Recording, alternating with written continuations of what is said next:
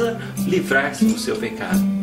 Enquanto você agasalhar o pecado do coração, ele vai corroendo a sua alma, ele vai abatendo o teu espírito, até que você morre completamente a sua alma e você deixa de ter a alegria de Deus na sua vida. Isso é muito triste.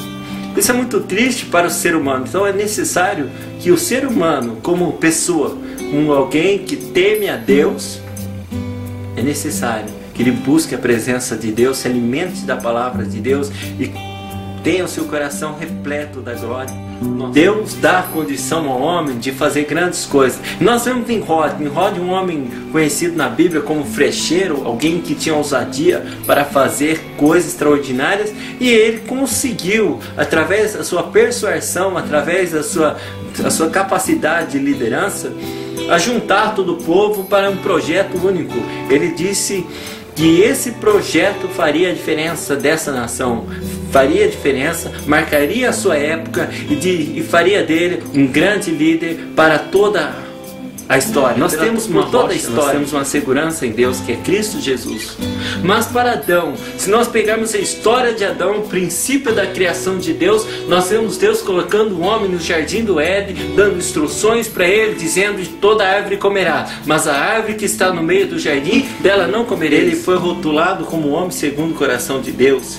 Isso é um privilégio que não se atribuiu a outra pessoa na Bíblia. Durante toda a história da Bíblia não se viu falar alguém que tinha um coração segundo o coração de Deus, a não ser Davi. A Bíblia fala do juízo de Deus, da condenação, mas a Bíblia, muito mais ainda, ela fala da salvação de Deus. A Bíblia fala de forma expressiva e muito sucinta sobre a salvação que Deus tem para a nossa vida. Quando falamos de pecado, quando falamos de transgressão, nós reportamos em que a primeira pessoa que vem à nossa mente é Adão. Se eu fosse dar uma mensagem, se eu fosse dar um título para essa mensagem de hoje, eu diria: a necessidade humana, o limite e a sua consequência. Amém. A igreja da paz do Senhor. Amém. Eu vou dar uma palavra vou ler uma palavra que fala muito no meu coração e tem respeito a essa igreja. Desde que eu vim aqui, eu vi uma transformação na minha vida, na vida da minha família, na vida do meu filho. Eu estava passando por muitas lutas quando eu vim para cá. E até então eu estava sem ir para a igreja, porque eu e meu marido tinha saído de uma igreja, como passou para outra igreja, não deu certo, eu não me acostumei. E daí a gente ficou um tempo sem ir para a igreja. Mas eu e meu marido sentia falta. E a gente sabia que a gente tinha que estar na presença do Senhor. Daí a gente passou um dia na frente da sede lá e a gente sentiu vontade de entrar. Daí o irmão falou assim: mas hoje era só a reunião de obreiros. Daí a gente foi embora, meio triste assim, porque a gente estava com sede da palavra. Fazia um tempo que a gente estava indo para a igreja. Daí outro dia, daí foi no domingo, isso foi no sábado. No domingo a gente voltou para a igreja e daí tudo se confirmou. Né? Ela falou assim: eu gostei, você. Eu falei assim: eu também gostei. Então daí a gente permaneceu lá. Daí de sábado não tinha lá. E de sábado a gente ficava em casa. Eu falei assim: nossa, tá tão vazio, né? No sábado não tem pra onde ir. Daí a gente ficou sabendo que aqui tinha culto. Daí a gente começou a vir aqui. A gente ia lá, vinha aqui, ia lá, vinha aqui. Daí eu falei assim, o Adriano falou assim: eu tô sentindo o desejo de ficar firme ali. Eu sou o junto dele e você. Então, você foi bom. Daí a gente começou a vir aqui. Primeiro a gente vem meio tímido, senta na cadeira, ouve a palavra. Depois você fica assim, com desejo de estar servindo mais a Deus, de participar do círculo de oração, mas eu tinha muita vergonha. Eu falava: vou ou não vou? Mas eu queria mais, eu queria participar e fazer parte. Não queria só vir aqui sentar no banco e ficar ouvindo. Eu queria dar algo a mais para Jesus, uma adoração a mais. Daí eu comecei a vir, gostei muito. E eu falo: cada dia eu tenho vontade de participar mais, de me dar mais para o Senhor. Ainda tem algumas barreiras, a minha dificuldade, da minha timidez, tudo, mas eu vou vencer cada obstáculo. Eu vou dar mais para o Senhor a cada dia. Se o Senhor me capacitar, eu vou estar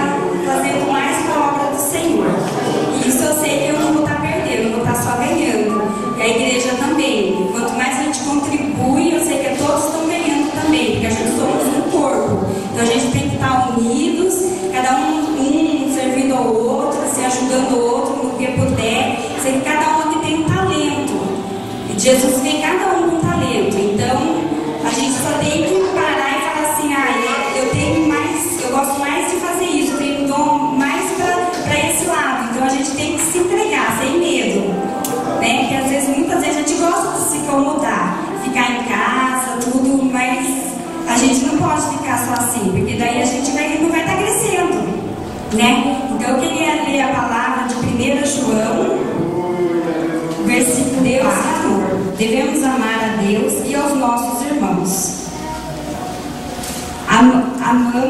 Amados, amemos-nos uns aos outros, porque a caridade é de Deus e qualquer que ama é nascido de Deus e conhece a Deus.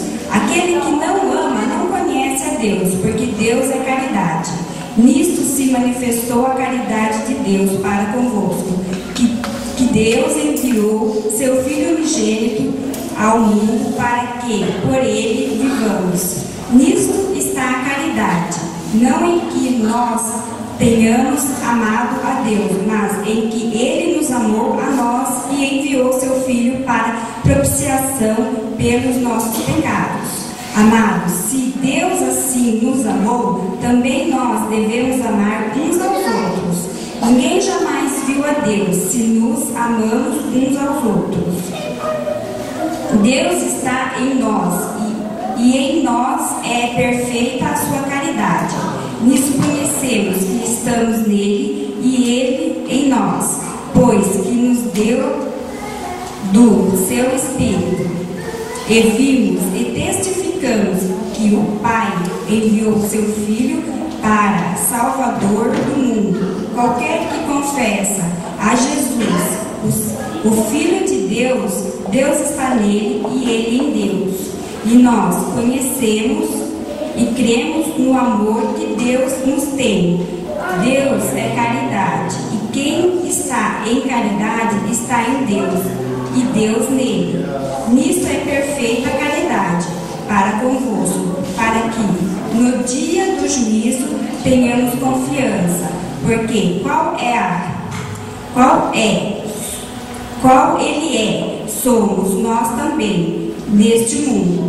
Na caridade não há temor, antes a perfeita caridade lança fora o temor, porque o temor tem consigo a pena e o que teme não é perfeito em caridade. Nós o amamos a ele porque ele nos amou primeiro. Se alguém diz, eu amo a Deus e aborrece a seu irmão, é mentiroso, pois quem não ama a seu irmão, ao qual viu, como pode amar a Deus a quem não viu? E deles temos este mandamento, que quem ama a Deus ame também a seu irmão.